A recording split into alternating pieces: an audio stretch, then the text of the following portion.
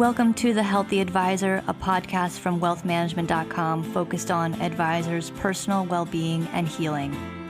I'm Diana Britton, managing editor of WealthManagement.com, and in this podcast we explore some of the struggles and personal development issues facing advisors and financial services professionals, and how to get to a place of healing for mind, body, and spirit. Hello and welcome to the latest episode of the Healthy Advisor podcast, and thanks for joining us. As you may know, this is the podcast focused on financial advisor health and wellness, and today's guest is no stranger to health issues. Her name is Lynn Ballou. She's a CFP Emeritus and retired Senior Vice President and Partner at EP Wealth, a fee-only RA headquartered in Torrance, California. But Lynn's based in Lafayette, California, in the Bay Area. Lynn, thank you so much for being on the podcast today. Oh, my pleasure. Thank you for having me. So after selling her firm to EP Wealth in 2016, Lynn became a fixture among EP's leadership team that worked to take the RIA to new heights during the course of its expansion by M&A. In her role, she also served as a mentor for younger advisors and staff, and advocated for greater diversity in hiring, both at EP Wealth and throughout the wealth management industry. She's been an advocate for many, many years for greater diversity in the industry. But Lynn, sort of had to put all that on hold when she was diagnosed with stage 4 melanoma, the most serious type of skin cancer, and eventually retired in June of last year. And while Lynn can't say she's cancer-free. She's feeling great these days, I think, and taking part in a clinical trial that's helped her, live with the cancer. In March, she joined forces with EP Wealth to launch the first annual Ballou EP Wealth Diversity in Financial Services Scholarship. The program will provide a one-time scholarship for students pursuing a CFP, connecting them to valuable resources and mentorship opportunities as they advance their studies. But Lynn, I want, to talk a little bit about the journey you've been on the last couple of years. So take us back to before the diagnosis and what happened leading up to that. Okay. I really am a person who believes in everyone taking care of themselves. And I always bend over backwards to make sure my family, and being a good Jewish mom I'm always giving free advice and all sorts of things. So it's fairly ironic that I failed to do that for myself because before I was diagnosed, I wasn't feeling fantastic. I was feeling pretty awful, in fact, but I self-diagnosed myself. Oh, I think I have kidney stones, or, this, that, or the other. And finally, it was such a bad situation. I went to see my doctor. What a concept, right? And he said, no, I think you have some gallbladder problems and you should go in and get that looked at and get it scanned. Unfortunately, by the time I went in to get that scanned, I was so sick I had actually checked myself into the emergency room, where in fact I did need my gallbladder removed. But in that journey, they scan every part of your body to make sure they've got the right thing. And all sorts of spots were showing up that I suppose aren't supposed to be there. And the hospitalist came into me and said, definitely we'll take the gallbladder out. But did you realize you also have cancer throughout your body? And I looked at him and I laughed and I said, oh, no, I don't. That must be cysts or something like that. I don't have cancer. So we went ahead with the gallbladder surgery. And he said, well, we'll talk about this when you're recovered from that. And things just progressed so fast. I wasn't recovering from the surgery, and I was quite sure it was because they had left a sponge in or something, not because I actually had cancer. And by the time I went in to see the specialists, it was so severe that I was literally at death's door. My daughter brought me to the urgent care doctor, and she gave my daughter a big oxygen tank, put me at the oxygen tank and my daughter in the car, and sent us over to UCSF in San Francisco to their world famous melanoma program. And I stayed there in the ICU for almost 14 days. I think it was a little over a week and a half, and where they saved my life. But when I got there, we didn't think that my life was savable. They told me I really wasn't going to make it. So I Mm. think that the problem is that, it's typical example of giving great advice to other people and not taking your own great advice. Because I didn't have time to be sick. There was no way I needed surgery. There was nothing wrong with me. I had things to do. And easy for me to point out to others how that's not a good idea for them, but really hard for me to do that for myself. Yeah. Tell me about that night in the hospital when they came in and the doctor said, we don't think you're going to make it Yeah, through the that was night. shocking, right? I mean, by then I was so sick. Part of you at that point just doesn't care because you're just so Mm, sick, you can't really cope with it. But honestly, for me, instead of, oh my God, I'm going to die, it was an incredible sense of calm overcame me and peace. I was not sitting there thinking about all the things I hadn't done. I took a moment to reflect on all the amazing things that I have been able to do in my life and the opportunities far beyond anything I had ever thought was possible, and all the people in my life that mattered to me and all the things that we had accomplished. And so I had an incredible sense of calm. But of course, it was during the pandemic and no one could come in and be there for me. They allowed one person at a time to come in from time to time, and my daughter was that person. So I called her and told her, and it was tough to discuss. mm, But shockingly and happily, they really do at UCSF, and I'm not going to ever be able to say enough great things about them. And, they've been world leaders on the melanoma research front. So my timing on having this was exquisite, and being in the Bay Area and right near them was really lovely because they were able to take care of me. So they quickly did diagnose exactly what particular type of melanoma I had. It mm. had metastasized throughout my body. And the reason they didn't think I was going to make it through the night was because some of my organs were so infected, they didn't think they would recover. But they knew enough to have a good solid guess as to what was going on. And they actually did an aspiration and figured it out and did a biopsy and all that good stuff. So they put me very quickly on chemo meds. They're called target chemotherapy, which is, I don't know if that's true for all melanoma patients, but I hear more and more that instead of going in for more traditional chemo and radiation, this is the approach, is to give you targeted chemo drugs that are directed to the type of melanoma that you have. Mm. So I was very, very fortunate to be on death's door and then go home 10 days later, on my own steam with these amazing drugs in my system and on a new medication protocol. Yeah. And so I know that you got on some initial drug treatments, Mhm. and I mean, tell me about that. Was it radiation and chemo? Or what? No, Uh, no, they didn't do any radiation or chemo. Instead, they were using these targeted chemo drugs. And there's a vast number of um, options, much more than I would have ever thought. And when I say vast, I'm not meaning thousands, it's possibly dozens of different types of medication that are being worked on and developed even as we speak, and fine tune and all that. So these drugs were designed to take the place of what traditional chemo and radiation looks like, I'm sure. And they were things that, you just take in pill form instead.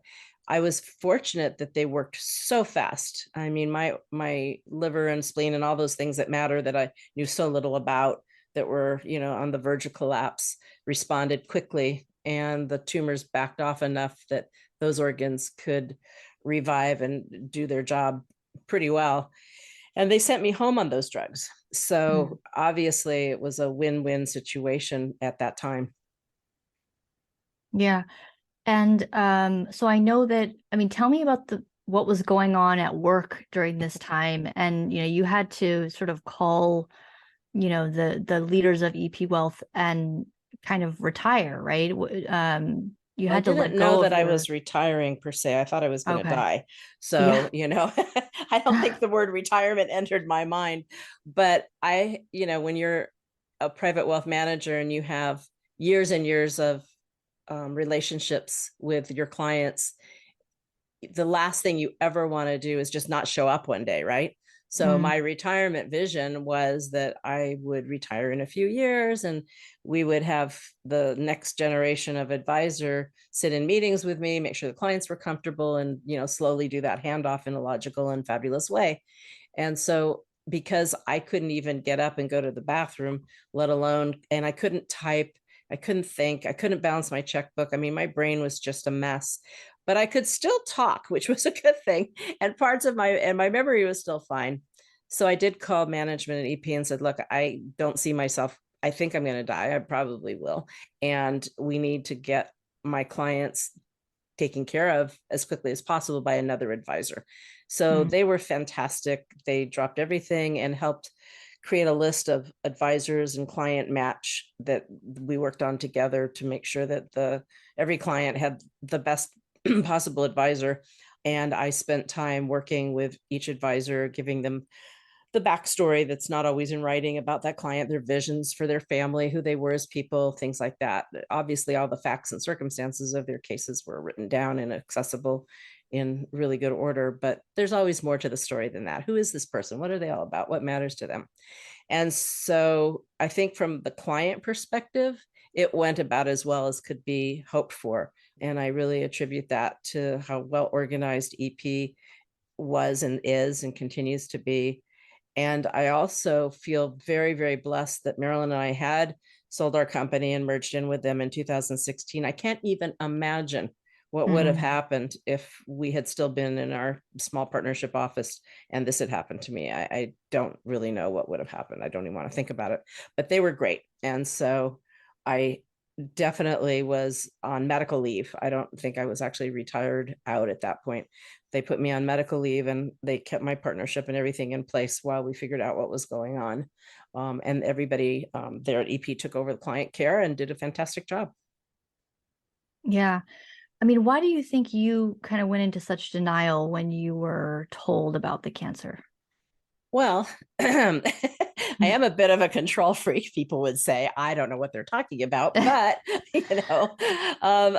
you're a planner, right? And you plan and you help Yeah. people plan and you plan yourself and everything's planned. And even though you build into the plan, things can go wrong. You have life insurance, you have disability insurance, you have all these things in place in case things go amok, but it's not going to happen to you, right? It's going to happen to somebody else. So I think I was simply shocked more than anything and taken aback that this was happening. And as I say, I was never angry. I was never like, why me?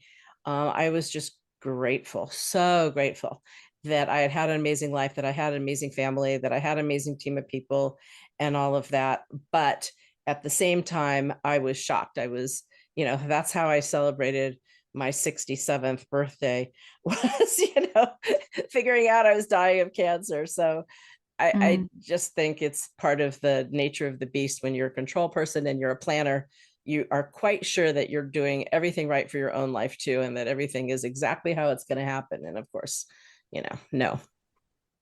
Yeah. And I think that a lot of advisors do that, where they are so focused on their practice and their clients and taking care of their clients that, they're not as focused on themselves. And I mean, it sounds like you had from a financial and perhaps succession planning perspective, you had things in order, but in terms of taking care of your body, a lot of I think a lot of advisors put that on the back burner. Oh yeah. I mean, I do it as a journalist. I mean, we're just Yeah. so deadline driven, and we don't, doctor's appointments, that we don't have time for that, so. But I think it there is sort of this larger issue going on here. And I think the other, you're not wrong. I agree with you completely, because you're focused on helping somebody else. You're focused on the deadlines and all of that. And if it's convenient to go to the doctor, sure. And if you set it up 6 months in advance and it's time to get your teeth cleaned, it's probably you'll make that. But these other things that come up that are just nuisances, is what they start out as. It sounds like a nuisance and that become deadly quickly, are not things that are sort of in the scope of what we think might be happening. And so we don't drop everything and do what we should do. Yeah, and I think the other thing going on here is it's obviously your physical health, but also mentally, what were you going through? Because you had this sort of idea of what your retirement would look like and when you would do it and Mhm. how you would wind down your business. I mean, so how did this affect that? Yeah, it's still affecting it because I still don't know what I'm going to do. I'm shocked that I'm feeling this well. I'm on a new clinical trial of chemotherapy drugs, which is just incredible. It's not getting rid of the cancer, but even though I still have stage 4 metastatic melanoma, I'm now a functioning person as well as I was before I was diagnosed, which is simply miraculous. But I don't have a clear idea of what's next. When I thought about retirement, first of all, there's two people involved in this story. One is my husband, because my husband was diagnosed with dementia about 6 or 7 years ago. And he actually lives in a full-time memory care facility. So I suppose we already had adjusted our thinking about what our retirement was going to be like. It wasn't going to be him and me going and renting an RV and traveling and seeing the US and going overseas and all that. It was going to be a much different retirement already. And because I'm very much a homebody and focused on kids and grandkids, the idea of not doing any of that and instead staying home and gardening and doing day trips and hanging out with the family and the grandkids was already in the works of what my vision was. But I wasn't ready. Mhm. It's 67, 68 to do that. And I'm 69 now and I'm still not ready. you Mhm. know? So this is the interesting thing about being a human. You never do know what your path is going to be. So, and it feeds right into financial planning. So what you do is you set up a baseline so that no matter what happens, you'll be okay. And then you'll figure things out as you need to, as they come up. I am still figuring things out as I need to, as they come up. When it was 9 months after my diagnosis and after I had left my full-time working day, EP kept me on, and that was really great of them. But it was June of last year and I still wasn't well enough to go back to work. I still couldn't balance my checkbook. I still couldn't write a letter.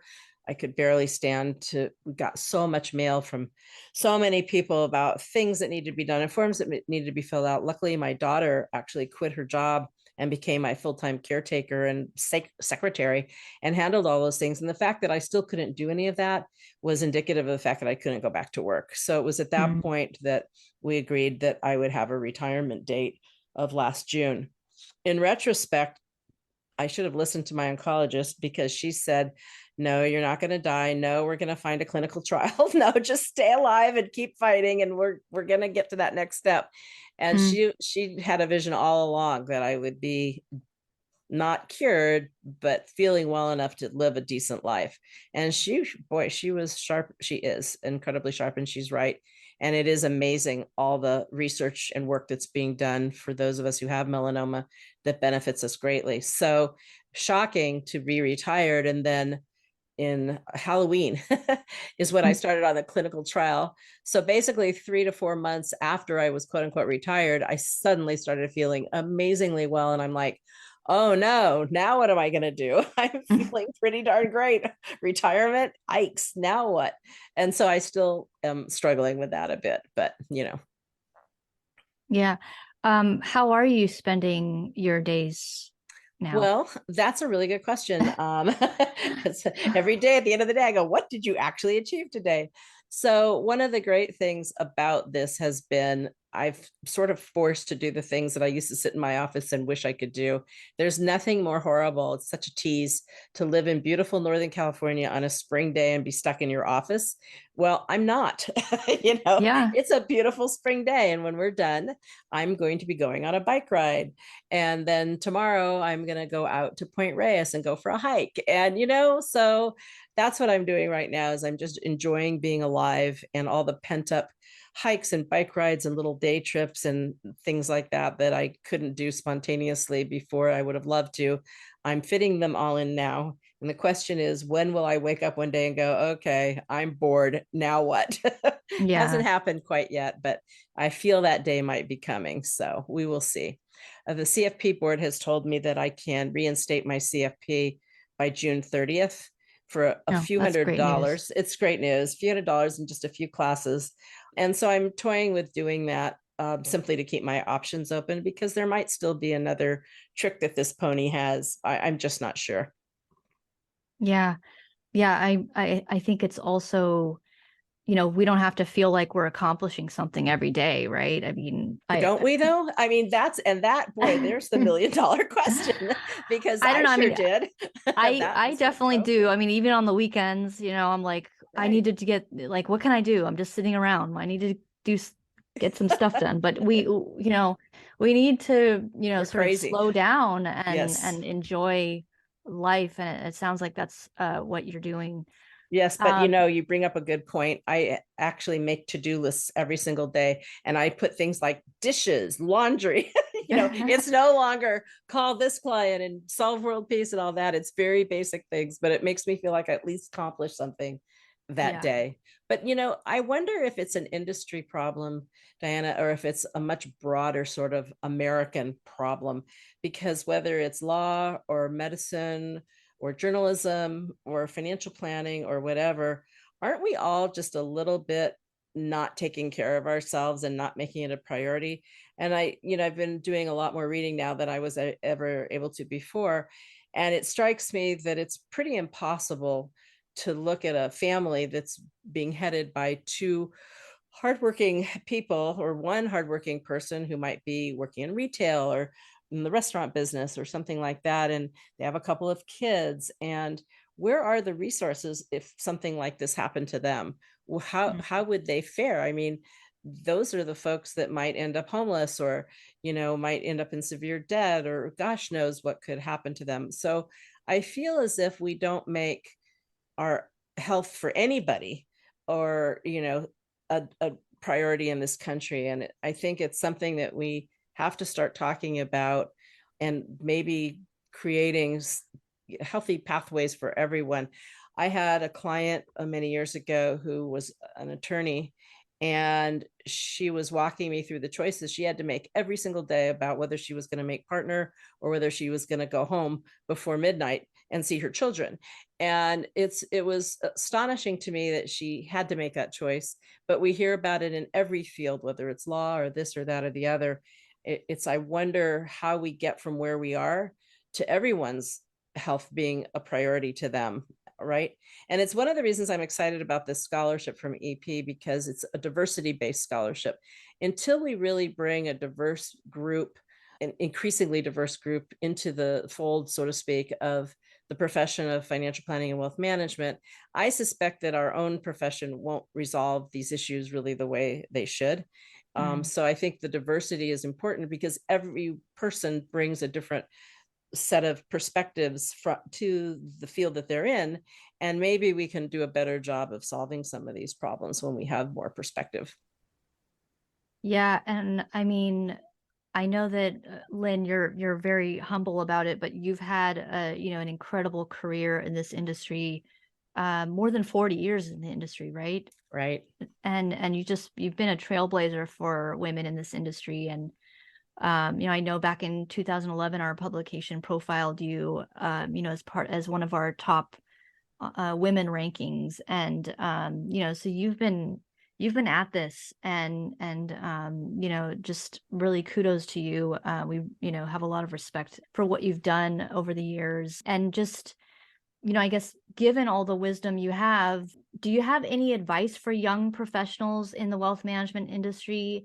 And also just any advice for how we can improve the diversity in the industry, in the industry? Because I know we talk about it a lot. It's always a topic at conferences, but It I is. just still don't feel like the needle is moving.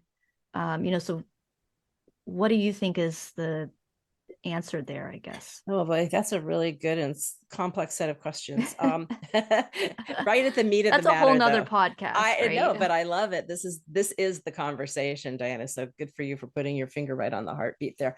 I think, first of all, that it doesn't happen overnight. And I think that's one of the problems that we have as a species. Again, we're impatient, right? I came up with this idea. I talked to 5 people. Let's go. Let's go. Why hasn't this been accomplished yet? Mhm. I think about my mother and my grandmother, how they fought for women's rights, and how they must be rolling over in their grave about some of the things that still happen that they fought so hard to not have happen. That said, things are changing and they are better, but they do take time. And one of the most important variables in change is education, because until we have an educated populace, then there can't really be deep change. And when I say that, I talk about something as simple as high school. If every high schooler in this country had to take a semester of personal financial planning before they were allowed to graduate, just think about the difference that would make, because they would know how to open a checkbook, how to set up a budget, how to use credit wisely and to avoid the credit they shouldn't, just all the myriad of things that sometimes they get taught at home. And sometimes I remember myself, I would try to teach my kids. Were they listening? Sometimes, but sometimes it's hard to learn this stuff from your parents, right?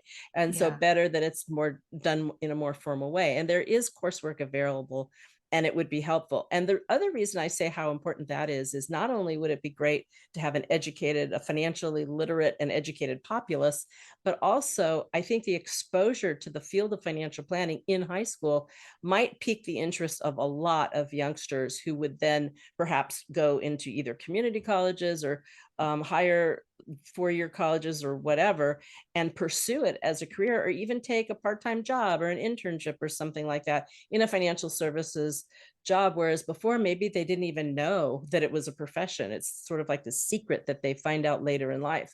I think that would be tremendously helpful. So it's going to take time, and it's going to take people not giving up. And it's going to take something that has to be measured over generations and not over years, not even decades, I don't think. I think it's going to take just a whole long time. In terms of people who might be interested in this field, one of the most important things to do is to be curious. And there's many, many of us who are more than happy to have a conversation with someone who might be interested in this profession. And it doesn't have to be anything as formal as a mentorship. I've fielded lots of calls and emails from people who said, hey, can I just borrow an hour of your time? I want to ask you some questions, or what could you tell me about this, that, or the other? So I think it's always so fun to read articles about people who got out the old-fashioned yellow pages, now Google or whatever, and did a search for, okay, who's in charge of JP Morgan's private wealth management in, for example, or who's running the financial planning division at EP Wealth. Get their name, shoot them an email, and just say, may I borrow, or could I just have a half an hour to an hour of your time? I'm excited about your profession and I want to learn more. I don't think too many people would turn that down. And if they couldn't do it themselves, I'm sure that they would refer to somebody in their firm that they thought could do a good job for them. So I think being curious and being brave and putting yourself out there is super important. And then the other thing about our profession, Diana, that I know you know, is that there's many ways to be in the field of financial planning, right? There's everything from being client facing to being back office. There's the investment side, there's the estate planning side, there's the tax side. I mean, it's just such a fun profession because you can never possibly be bored. There's always something new to learn and to do and to be aware of. And so again, arming oneself with knowledge and information about the many facets of financial planning, I think would be really helpful, and anybody who's interested should do that. And if somebody is starting off in the field, I would say continue to be interested in all the facets of the field, because you might get excited, working for a firm and being on the operations desk, but then your interest might be more piqued about the investment team and what do they do. And so don't close your eyes to the opportunity to learn and grow and explore new facets of the profession. This profession, you were talking before about why aren't we taking care of ourselves? I think entrepreneurs tend to do a really bad job of taking care of themselves because the hours they put in are hideous. And this profession was started by entrepreneurs, right? Because it was a brand new profession, but it's not that anymore. It's a very mature profession compared to what it was 40 or 50 years ago. So there's really no excuse for us not to take care of ourselves. And one of the things we need to do to take care of ourselves is to bring in that next generation. And so I'm always encouraging my peers and colleagues to make time and be available so that we can. Because if we don't, then it's going to be a 1 or 2 generation profession. It'll just go away. And that would be a shame. Yeah. And I mean, you're sort of an example of where succession planning worked, right? Yes. And things were set up for your clients that way. And it was sort of a smooth transition. We were Um, very lucky. I think one of the things that happened, Marilyn and I were partners in the business that we established, and she wanted to retire before me. And I didn't see myself buying her out. And I also realized I had reached the absolute maximum of what I could handle as a business owner. I just am not that great at running a bigger business, and our business needed to grow, and I couldn't do it. I didn't have that talent, and Marilyn wanted to retire. So we went on a journey to find the right fit. And it took a number of years. This is back to the patience factor. We can't just say, oh, something needs to change and just expect it to change because the words came out of our mouth and we talked to 5 people about it. It has to change from hard work. And so it was really interesting to go through that several year period. It was frustrating some days, but it was really interesting too to see how other people were beginning to tackle this issue of succession planning. I think we're doing a better job now.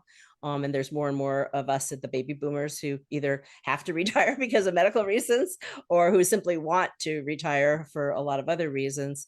And so I think we're tackling it. But without that next generation, we can't retire. There will be no succession plan. So we really have to get the word out there.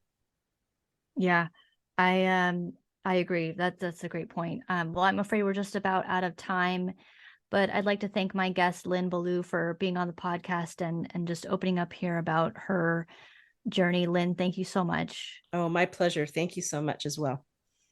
I think we just have so much to learn from you. If you'd like to reach out to Lynn, you can reach her at lynnballou@comcast.net. You can email her that way. And if you yourself have a struggle and you wish to share your experiences and help others in similar situations, please feel free to reach out to me at diana.britton@informa.com. I'd like to thank you for listening to The Healthy Advisor. If you've not subscribed to the podcast yet, please click the subscribe now button below. This is Diana Britton reminding you that where there's healing, there is hope. We'll see you next time. Thank you for listening to The Healthy Advisor, a podcast focused on advisors' personal well-being and healing. Click the subscribe button below to be notified when new episodes become available. The information covered and posted represents the views and opinions of the guest and does not necessarily represent the views or opinions of WealthManagement.com. The content has been made available for informational and educational purposes only. The content is not intended to be a substitute for professional advice. Always seek the advice of your healthcare provider with any questions you may have regarding your particular situation.